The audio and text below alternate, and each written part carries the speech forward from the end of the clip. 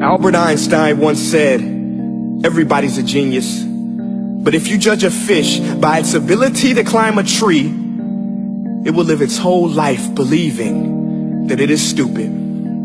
Ladies and gentlemen of the jury, today on trial we have modern day schooling. Glad you could come. Not only does he make fish climb trees, but also makes them climb down and do a 10-mile run. Tell me, school, are you proud of the things you've done? Turning millions of people into robots, do you find that fun? Do you realize how many kids relate to that fish? Swimming upstream in class, never finding their gifts, thinking they are stupid, believing they are useless? Well, the time has come, no more excuses. I call school to the stand and accuse him of killing creativity, individuality, and being intellectually abusive. He's an ancient institution that has outlived his usage. So, Your Honor, this concludes my opening statement, and if I may present the evidence of my case, I will prove it. Proceed. Exhibit A. Here's a modern day phone. Recognize it? Here's a phone from 150 years ago. Big difference, right? Stay with me. Here's a car from today, and here's a car from 150 years ago. Big difference, right? Well, get this. Here's a classroom of today, and here's a class we used 150 years ago. Now ain't that a shame? In literally more than a century, nothing has changed. Yet you claim to prepare students for the future? But with evidence like that, I must ask, do you prepare students for the future or the past?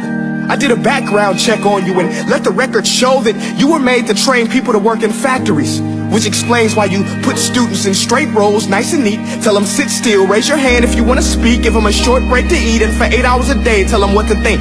Oh, and make them compete to get an A. A letter which determines product quality, hence grade A of meat.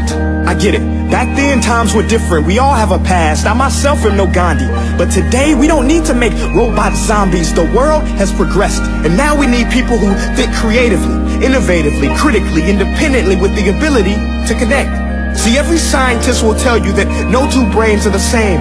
And every parent with 2 or more children will confirm that claim.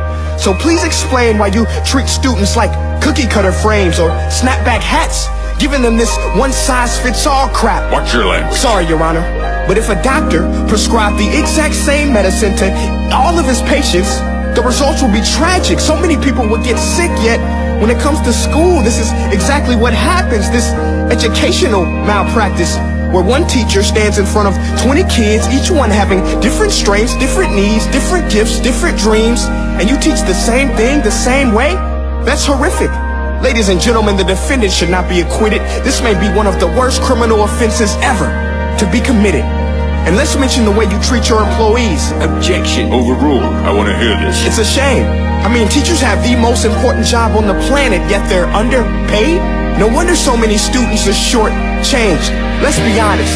Teachers should earn just as much as doctors, because a doctor can do heart surgery and save the life of a kid. But a great teacher can reach the heart of that kid and allow him to truly live. See, teachers are heroes that often get blamed, but they're not the problem.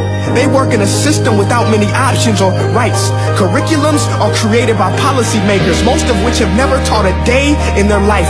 Just obsessed with standardized tests. They think bubbling in a multiple choice question will determine success.